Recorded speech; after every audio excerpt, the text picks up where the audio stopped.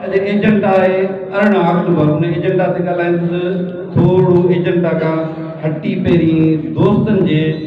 जेके तिखियूं मिठियूं ऐं खटियूं ऐं चहिरियूं ॻाल्हियूं थियूं आहिनि दोस्तनि जूं उन ते थोरो ज़ाहिर आहे हीअ जनरल बॉडी जो इजलास आहे ऐं आउं मुतफ़िक़ आहियां पंहिंजे हाजी अली नवाज़ ऐं हाजी अला बख़्श सां जेके हिते ॻाल्हायो आहे उन्हनि चयो त दोस्त ॻाल्हाइनि ज़रूरु पर लहजो थोरो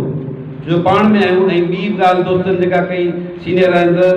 हीअ जेका जनरल बॉडी आहे अगरि अहिड़ियूं ॻाल्हियूं असां वरी का एग्ज़ेक्टिव या दोस्त वर्करनि जी मीटिंग घुरां उन में ॻाल्हाए छो इन इजलास में काफ़ी दोस्त ॿिया बि शामिलु थी था वञनि। हिकु त एजेंडा जो जेको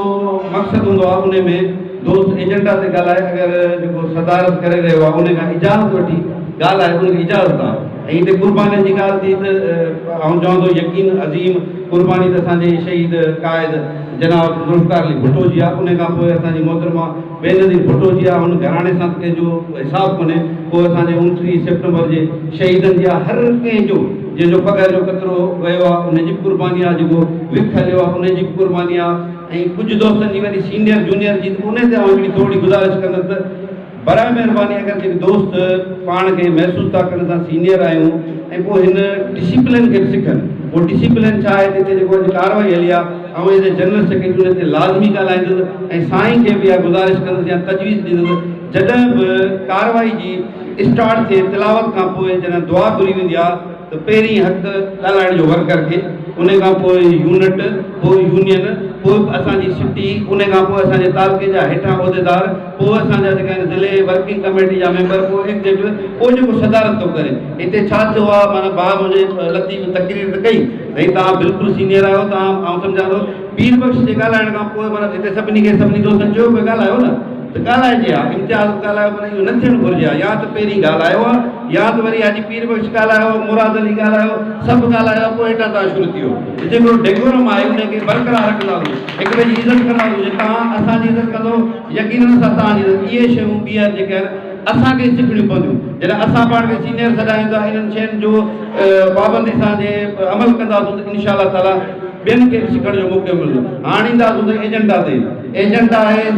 18 अक्टूबर 2007 उनजी अहमियत जेका आहे ख़ासि करे तव्हां चवंदुसि कारसा जे शोधा जे करे पर पहिरीं जेका स्टार्ट हिनजी जेका थी अहमियत उहा इन करे थी जो असांजी मोहतरमा शहीद राणी काफ़ी साल जलावतन रहण खां पोइ जॾहिं हू वतन वापसि वरी रही हुई असां सभिनी जूं अखियूं जेके हुयूं हुन जे रस्ते ते मुंतज़िर हुयूं असां पंहिंजे अखियुनि जूं पिंपड़ियूं विछायूं असां मूंखे यादि आहे सभई यकीननि हलिया हूंदा त मुंहिंजे घर में हिकिड़ी मुंहिंजी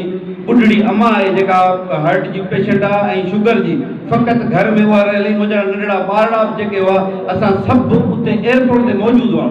छो जो असांजो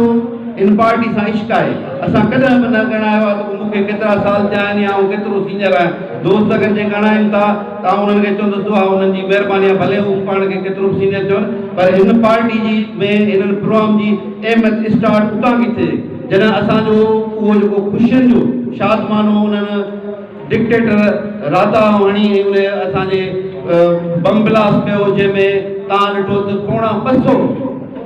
जान निसार जेके आहिनि उते शहीद थी विया उन शहीद थियण खां पोइ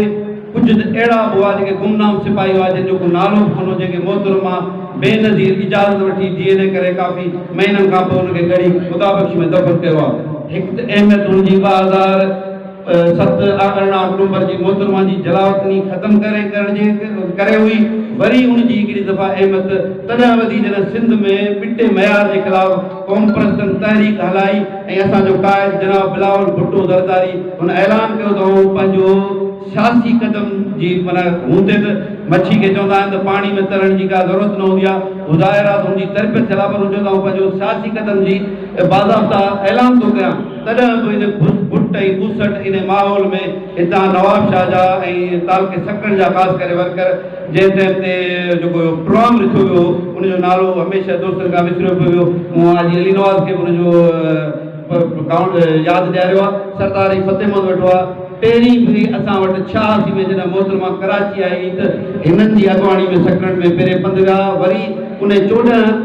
अक्टूबर 2000 पंहिंजो 18 अक्टूबर 2014 ते बि हिन जो भाउ आहे, असां हुनखे बि सॾींदा आहियूं, सरदार पंहिंजो हालार खान यूनुस नालो अथसि, उन प्रोग्राम ठाहियो। पोइ अली गुल वरी उनखे सुठे नमूने सां अरेंज कयो। पोइ हाजी मुराद अली, पोइ हाजी अली नवाज़, सुठो गुलदस्तो ठहियो, सभु गॾिजी हुते पहुता, उन्हनि खे लक्षावत हुजे। उन खां पोइ वरी इन जी अहमियत तॾहिं वधी जॾहिं असांजो क़ाइद जनाब बिलावल भुट्टो ज़रदारी हैदराबाद आयो। हाणे तव्हां सही सभिनी ऐं रिसेंटली पंहिंजे एग्जीक्यूटिव कमेटी जी मीटिंग में हुउसि, ज़ोर इन करे पिया ॾियनि हिन 18 अक्टूबर ते त हिन 18 अक्टूबर ते PDM पाकिस्तान डेमोक्रेटिक मूवमेंट्स जो अलायंस ठहियो आहे। पीपल्स पार्टी जेका APC घुराई हुई, उन में 10 पार्टियूं जेके आहिनि, 2 वॾियूं नून लीग ऐं जमियत उलमा पंहिंजो मौलाना फज़लुर रहमान ऐं 8 ॿियूं पार्टियूं।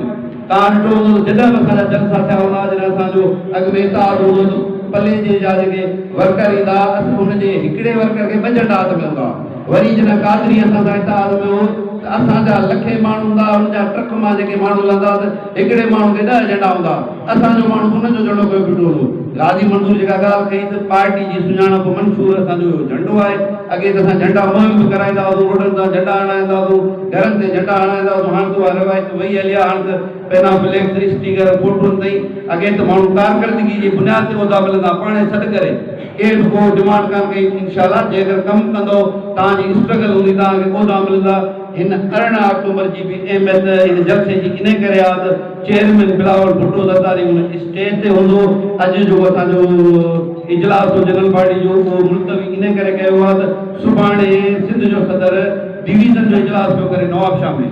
ऐं उते तय थींदो पूल में जेके असांखे गाॾियूं मिलंदियूं, यकीनन उहे 35 खां 50 वेनूं जेके असां तालके जे हवाले कंदासूं। पर हिते आउं हिकिड़ी गुज़ारिश कंदुसि त जेके बि असांजा एक्स चेयरमैन, वाइस चेयरमैन, ज़िला काउंसिल जा